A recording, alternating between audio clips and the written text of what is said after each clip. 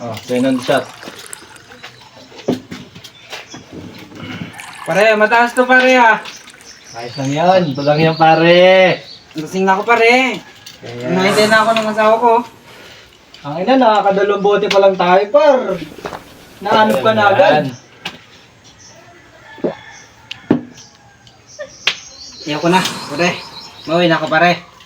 Ay na mamaya na par. Nahanap lang ako ng asawa ko pare. Okay Mauwi na lang, ako oh. pare. Konti na lang oh. Sa'yo na yun pare, mauwi na ako pare. Nabanas ako sa'yo pare. Di pare nga ta. Bawa naman. Ingat pare.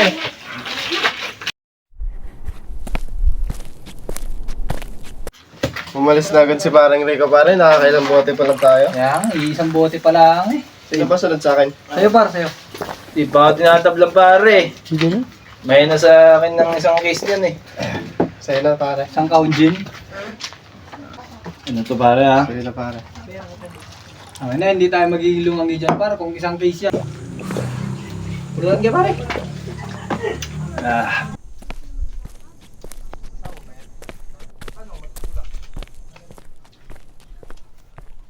Tay, uwi ka na daw. Kanina ka pa yung nahanap ni nanay. Kanina ka pa daw dito. Mamaya na, sabihin mo kay mama mo, uwi din ako, ubusin lang namin to. O sige tay ha, basta bilisan mo konti. Lagot ka na naman kay nanay. Papagalitan ka na naman. Uwi ako, sabihin mo. Pare, under ka pala eh. Tangay na, hindi. Takot na takot ka sa asawa mo eh. Hindi naman sa under, Takot sa pre. panan eh. Hindi naman sa under, pre. Ayoko lang na mag-away kami ng misis ko. Tagay mo na par, sa'yo na. Hindi pa. Puro kayo under eh. Under ka talaga. Yan ang sabihin mo. Hindi ako under par. Iyaw mo na yung misis mo pare, magtagay muna tayo.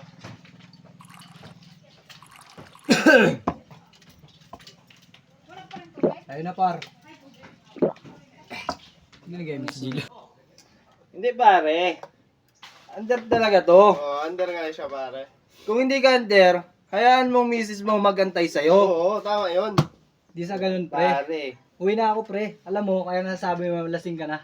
Hindi ako lasing pre. Lasing ka na par. Under ka. Hindi, lasing ka na. Ako busing ko to pare. Last shot na. Para sa under natin kumpare. Under. Wala to eh. Oo. Sa'yo na ron. Kaya na pre, alis na ako. Mga lasing lang kayo. Hindi pre. Under ka pare. Bye under. Under na pare. Under. Pre, uwi ka na pare. Under ka naman eh. Uwi ka na pare. Under ka naman eh. Under ka naman eh.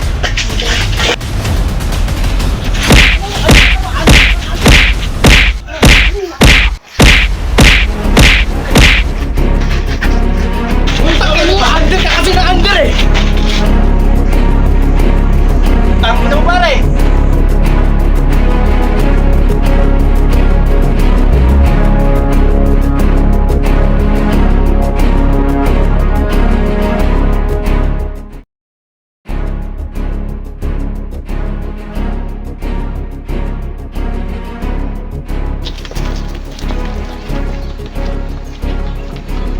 Dito po, dito po. Dito po ang bahay ng bumugbog sa asawa ko.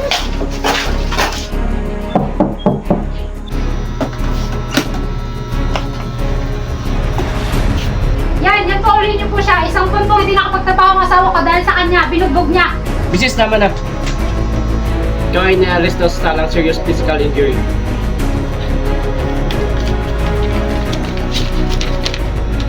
Ikaw ay may karapatang manahimik o magsawalang kibo. Ano man ang iyong sabihin ay maaaring gamitin laban sa iyo. Sa anumang hukuman, may karapatan ka rin kumuha ng sarili mong tagapagtanggol na iyong pinili. At kung wala kang kakayahan, ito ay ipagkakaloob sa iyo ng pamahalaan. Nauunawaan mo ba ito? Mawa po kayo, may dalawa pa akong anak. May asawa po ako at may anak. Mawa po kayo. Huwag ka nang gumalaw. Mama ka na lang po. Sir, maawa na kayo sir. May anak ako sir. May pamilya ako sir. Sir, Mama ka na lang. maawa po kayo sir.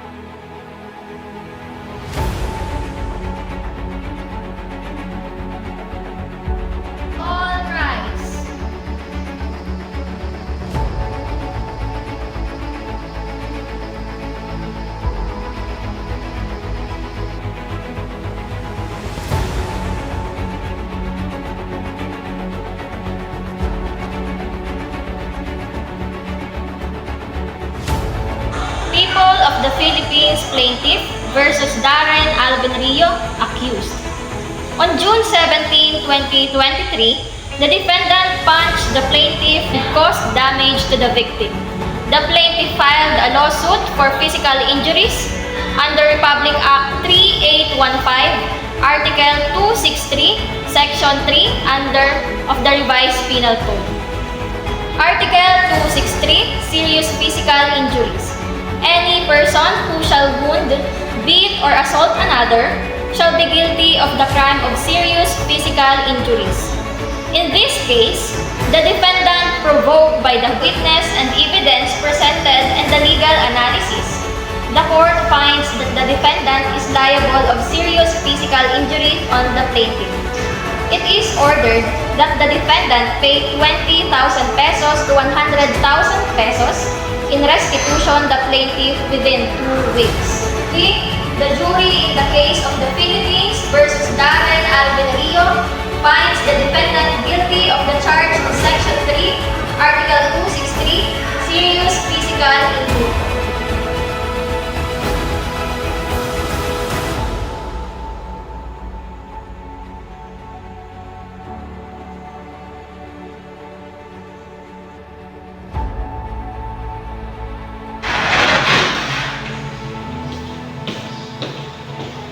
Good morning, Judge. The prosecuting officer will file an application for probation after perfecting his appeal as provided by the rules of court. The judge will study the application if the petitioner is qualified or disqualified for probation.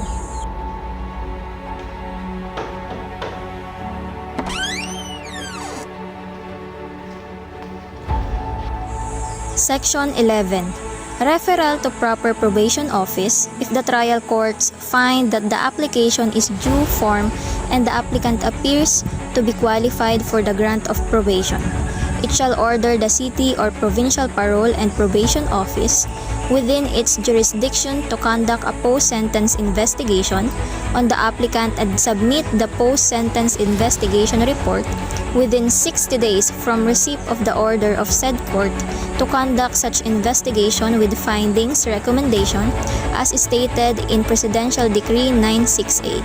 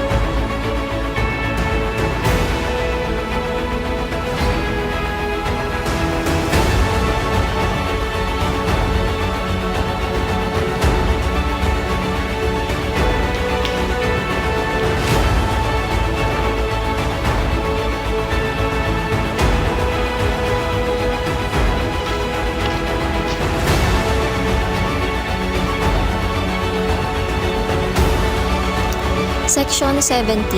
Collateral Information. During the conduct of post-sentence investigation, collateral information must be gathered from those persons who have direct personal knowledge of the applicant, offended party, family member, and or their relatives including barangay officials and disinterested persons. Section 18. Subsequent of further interviews. To obtain additional data, counter-check, or clarify discrepancy between the information received from the applicant and those secured from other sources, the investigating probation officer on case or CPPO may conduct subsequent or further interviews on the applicant and or other persons as deemed appropriate. Section 19. Nature of interview. Those are the data and the information gathered from the interview. The applicant and or other persons from other collateral informants as well as law enforcement agencies shall be strictly privileged and confidential in nature. During such interviews and information gathering processes, the applicant does not necessarily need to be represented and assisted by counsel. After 60 days conducting PSI or post-sentence investigation, probation officer will submit the post-sentence investigation report to the trial court or within the ordered period of the trial court. Section 23. The PSIR or post-sentence investigation report aims to enable the trial court to determine whether or not the ends of justice and the best interests of the public primarily as well as that of the applicant would be served by the grant or denial of the application. Application for probation. Accused application for probation most respectfully applies for probation under the provision of Presidential Decree number 968 as amended in states that on September 13, 2023, the accused was convicted on the crime of serious physical injuries and was sentenced to suffer in its minimum period, prison correctional, 4 months and 1 day to 2 years of imprisonment. The crime which the accused was convicted is not an offense against person. Accused has not been previously convicted by final judgment of any offense, punishable by any imprisonment of not less than 1 month and 1 day and or fine of not less than 200 pesos. Accused has not been once placed on probation under the provision of Presidential Decree number 968, otherwise known as the Probation Law of 1976. As amended, accused has all the qualifications and none of the disqualifications to avail of the benefits of the probation law.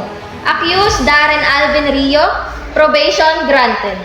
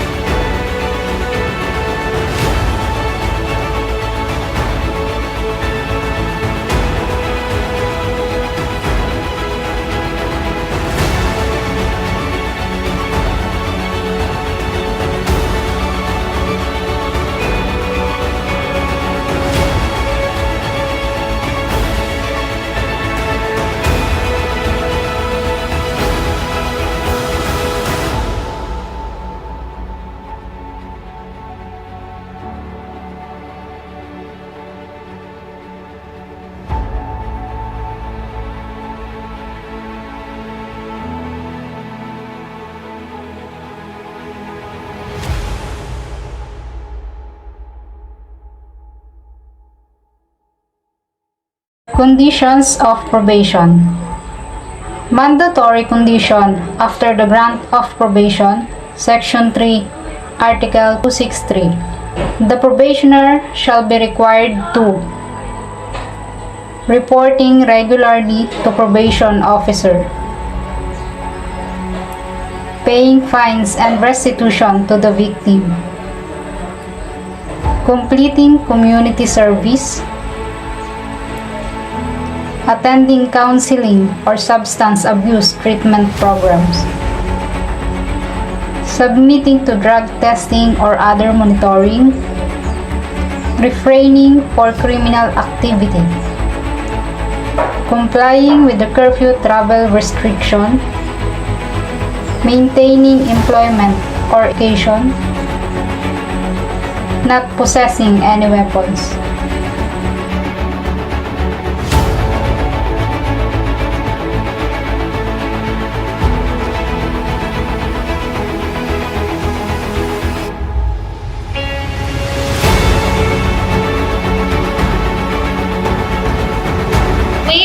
The jury in the case of the Philippines versus Mark James Palpulan finds the defendant guilty of the charge of Section 3, Article 263 of the Revised Penal Code, serious physical injury. Court order. Accused has all the disqualification to avail of the benefits of the probation law. Accused Mark James Palpulan, application for probation denied.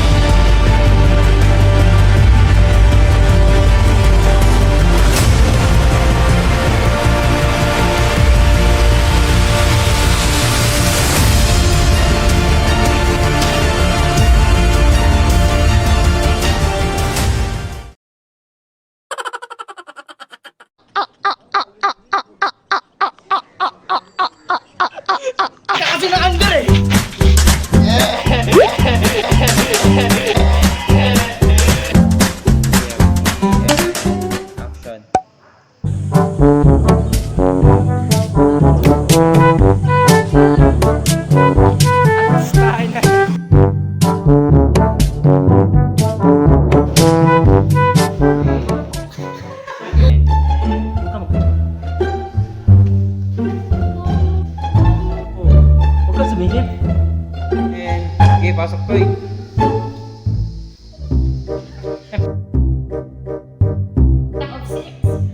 And action. Mama ko, kapul na na.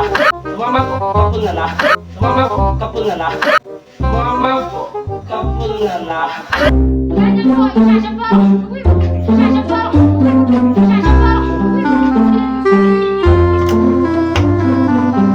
Yan po ulit. Butis tama na, misis. Ikaw ay narito sa salang physical injury. Serious! Diyos! Diyos! Diyos! And go.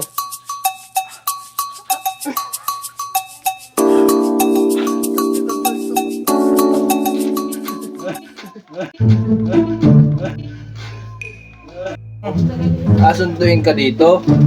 Ako maghatid sa'yo pare. Yun! Tapos pag naka-video, hindi na alam ang sabihin.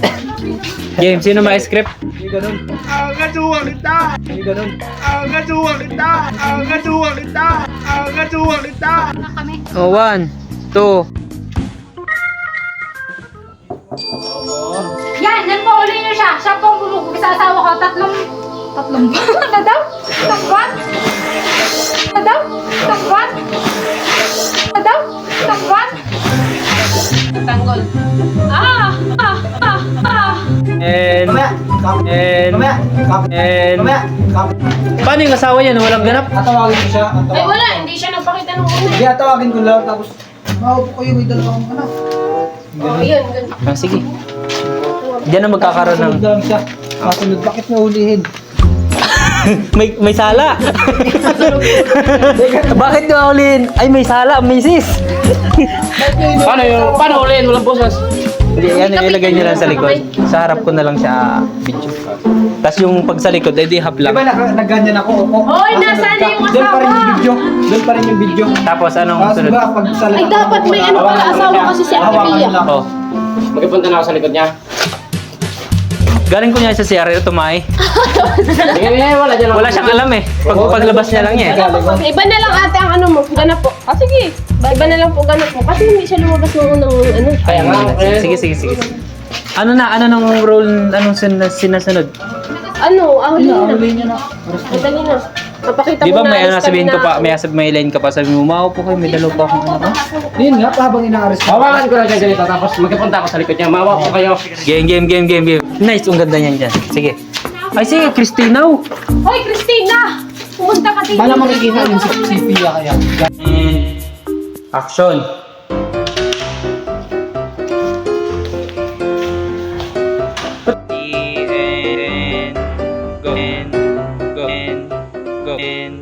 Go.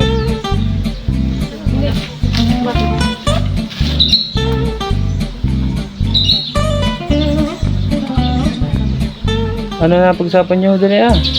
Di ba yung sabihin ka to dyan, tanongin mo? Nakamute na yun, boy. O, sige, mag-usap na kayo.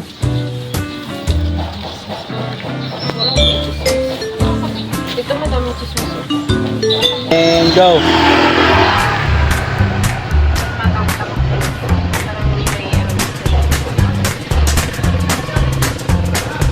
Okay lang ba nagatawan kayo dyan?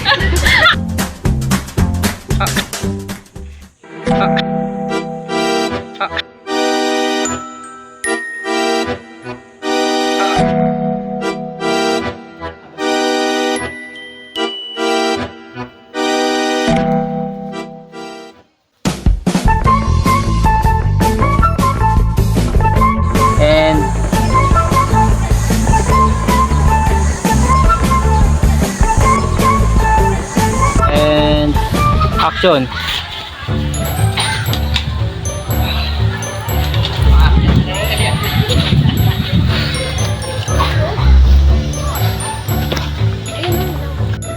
Action.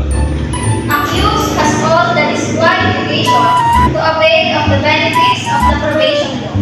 Accused Mark James Palpulan, application for probation denied. Puta video. Video.